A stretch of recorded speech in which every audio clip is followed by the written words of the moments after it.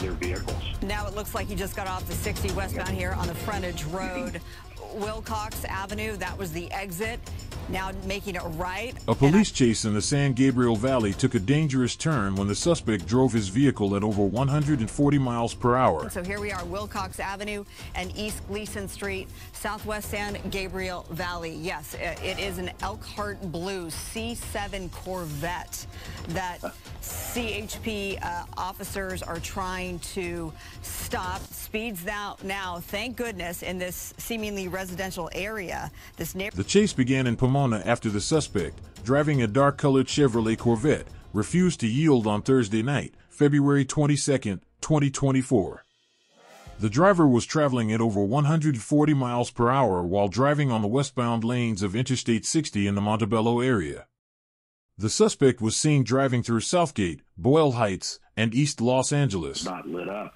Hopefully try to get this driver to stop and get out and run in a dark area, but they do have infrared cameras on board those helicopters that can keep track of that driver as he comes out. But yeah, zipping around the surface streets like this, you see right there the CHP helicopter going through the shot, the vehicles zipping around these neighborhoods is, just a recipe for disaster, especially at the speeds that he was putting on. But, it's they do go to ground where they feel familiar, and you see just cutting by that car going through the intersection, cross traffic here, cutting everybody off. Yep. Oh, my, yeah. Yeah, and now you have a unit behind him, so now they're starting to catch up, and you see the suspect's speed is picking up as well. So hopefully he catches more green lights than red lights. If not, it's going to be a pretty violent crash at the end. So now CHP units have caught up. Yep, and there's another one waiting on the other end. This is what happens once you get onto surface streets. Thank goodness we see those speeds drop. It's still extremely dangerous because, as I say that, now we're back in the 80s.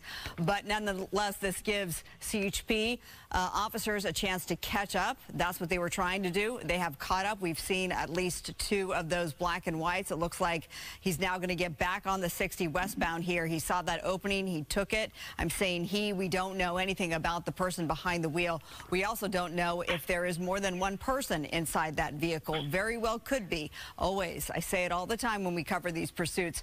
Authorities always assume that whomever is inside is armed and dangerous. They have to. And you should too if you see that pursuit coming up behind you. We learned tonight the best thing that you can do is to merge to your right. Of course, given the excessive speeds of this one, you just want to do your best to stay away from the car coming up behind you because you do not want to become a part of this story. Speeds now again, Tim, in the 130 mile per hour range. It is just unbelievable.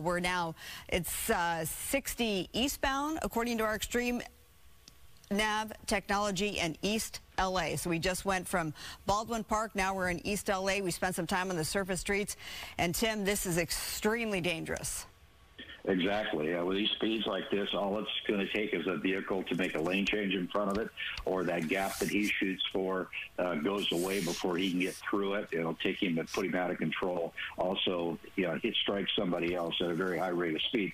You realize these cars are going at 65, 70 miles an hour, but when you get hit by somebody going 120, it's just like they're going, that extra 60 miles an hour when they drive into you. And these Corvettes are very fast and very maneuverable. And, it's unknown what the driver's skill level is. Is he going to be able to keep up with the performance of this Corvette? Or is he just, on a joyride, never driven one before, and it gets away from him? We've seen that to where they get into a turn and just cannot keep track going through the turn because of the excessive speed.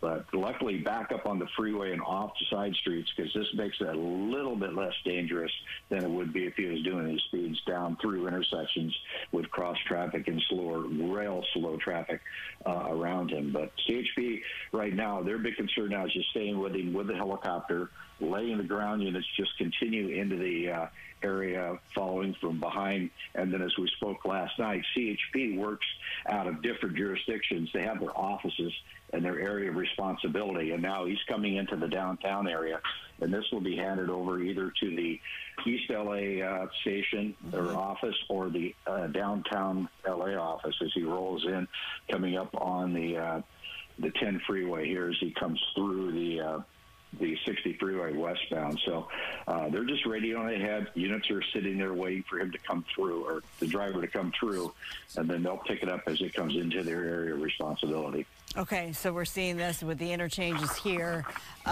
You make a good point that it is, you know, little less dangerous on the freeways, so that he's not blowing through all those intersections, which we saw. But, you know, nonetheless, given that, Tim, it's 11:15 at night, there's quite a bit of traffic compared to 24 hours ago when we had that big rig on the 5. There weren't this many vehicles at the time. So Thursday night, there's plenty of people out and about. Whoa, my goodness. This is so scary, weaving in and out of these drivers. This is 10 westbound now, just through downtown Los Angeles. So, of course, there's going to be more traffic here. And this, Tim, when you are CHP, and that's the thing, I'm noticing that there isn't that night sun. You flew for years in a helicopter. You piloted this. This is what you did for a living. Take us through the pilot's mind and on the ground, what ground units are going through right now. Well, there's usually 2 crew members in a law enforcement helicopter. The pilot, he flies and keeps the aircraft safe, keeps it with the vehicle on the ground, keeps his observer in position to where they can see it and call it. And then the tactical flight officer or observer is doing all the radio calls and calling the directions, the movements, and also any cross traffic ahead if they're down on surface streets. And at this point, he more than likely has turned off the night sun, trying to encourage this person to slow down, because with that night sun, it also has a problem with encouraging or making them run harder, even though there's no police cars behind. So one of the things they'll do is turn off that night sun. Sorry, I just want to pay attention to that while you're talking. I mean, we love the color that you provide us, but it's something else. We have not been over a pursuit of this magnitude in terms of speed in a long, long time. I mean, then again, I don't know if we've ever covered one with a sort of race car style car. I mean, I know a Corvette isn't, but it has the power to go that fast. So now here we are looking. Is that it right there? Yeah, just it looked like we lost it for a second, but it's hard to lose given how fast it's going. We can keep a pretty close eye on this one. So this is a Corvette for folks who are just joining us.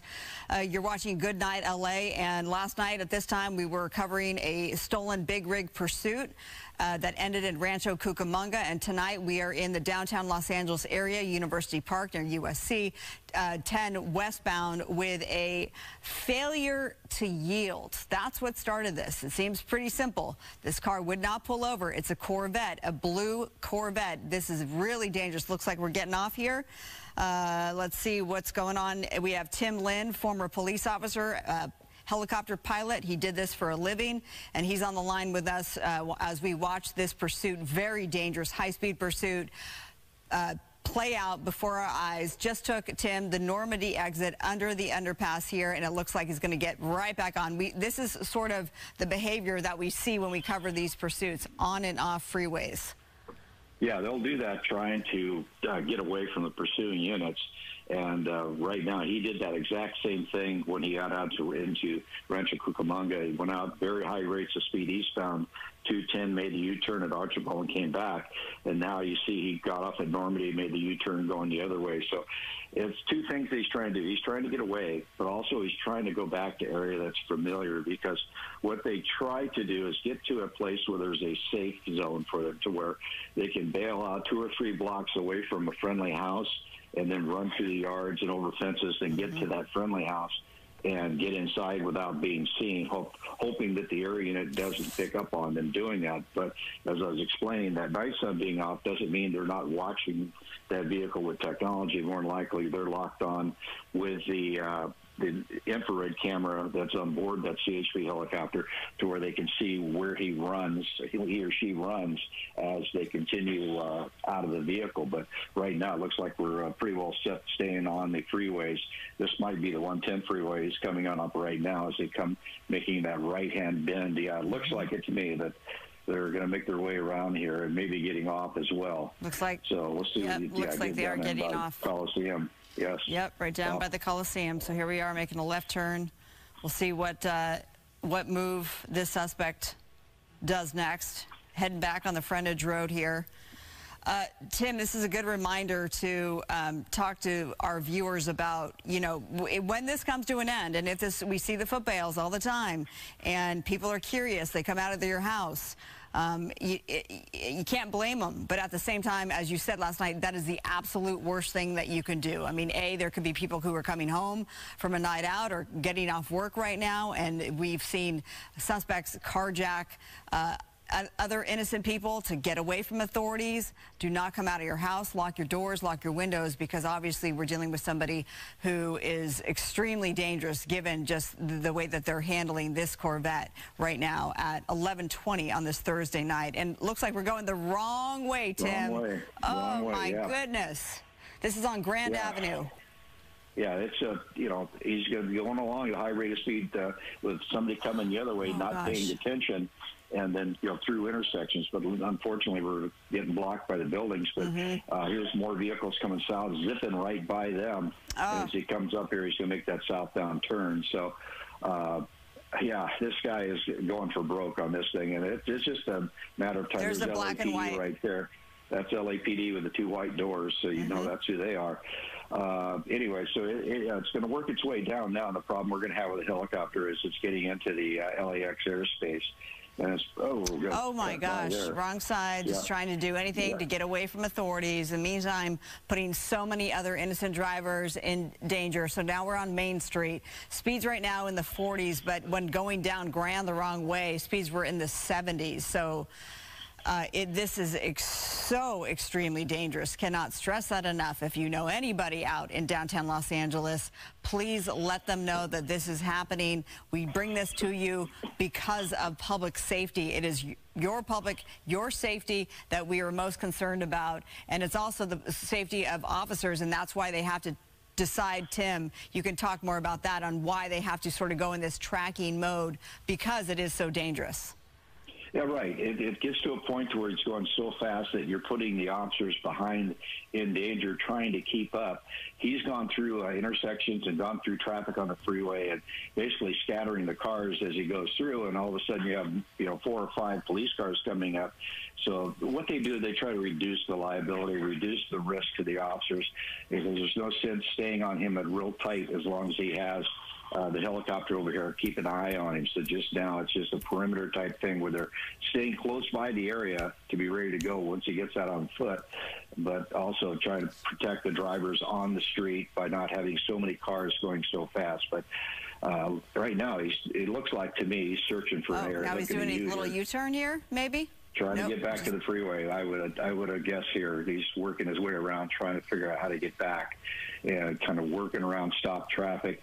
And you'll probably see him get back up on the freeway here in a second as he works his way back, now turning northbound here back towards, I believe, the 10 freeway. He's pretty close to. Okay, so we're West 6th Street, Olive Street. This is really just the heart of downtown Los Angeles. Just given the nature of it, I mean, obviously I've driven downtown a lot, and it doesn't seem like this person is all that familiar with downtown. I mean, given that, he's not, or she, whomever's behind the wheel, is not making these exact turns, not really knowing, and I'm sure that's just the nature of trying to elude authorities as well, but nonetheless,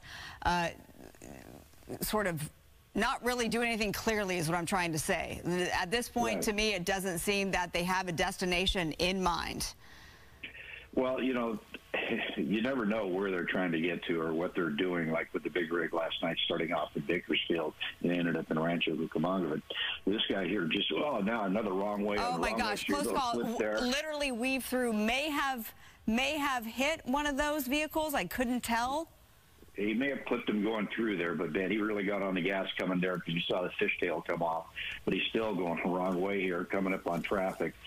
So right now, it's it's anybody's guess what's going to happen with this pursuit as he continues through the downtown area, which is very difficult in helicopters to use or work in this area because of the tall buildings that are here. But Skyfox doing a great job staying over this and keeping the camera on this car as it comes around. But the problem, he comes to a stop on the backside of that building. Yep. Then hopefully. Figure out. Skyfox doing its best. Is that it right there? It looks like it is. Does that? Yep. Yep, it is. Okay, so here we are, West 5th Street and Flower Street, downtown LA. This is a Corvette, folks. If you're just joining us, this is a high-speed pursuit, maybe not all that high speed right this minute, but at times 140 miles per hour. We've seen this driver go the wrong way down surface streets. That's the U.S. Bank building, of course, right there in the now sort of foreground. Very dangerous pursuit that we've been on the freeways and now on surface streets. We're in the heart of downtown Los Angeles. Been here for about maybe 5 minutes at this point, just sort of winding its way around the downtown streets. Tim, what's your take on where are officers right now? I mean, this seems to be right now the moment that officers should be closing in on this suspect. Well, you have CHP officers working downtown here trying to keep track of this vehicle. Now, he's gotten it to a point here. I believe there's an underground area right on the other side of the bank building. We'll see if he's going to pop out in there. But, yeah, I believe there's an underground right in that area he may have gone into. And that's one of the things with downtown, unless that's the vehicle. No, yeah, he may have gone underneath the overpass there. And I believe that road, 3rd Street, goes underneath at that point. So, yeah, it's unknown where he went at this point. They're just going to have to search the area. But, yeah, you should see more CHP officers in the area unless they've just... The driver exited the freeway several times, driving on freeways and avoiding traffic. The vehicle eventually entered the westbound lanes of Interstate 10 in downtown Los Angeles and continued traveling at dangerously high speeds. The driver exited the freeway and drove on freeways, occasionally making mistakes, nearly colliding with another vehicle. The car eventually disappeared from view of the helicopters in the city center. It is unclear whether the driver has been arrested,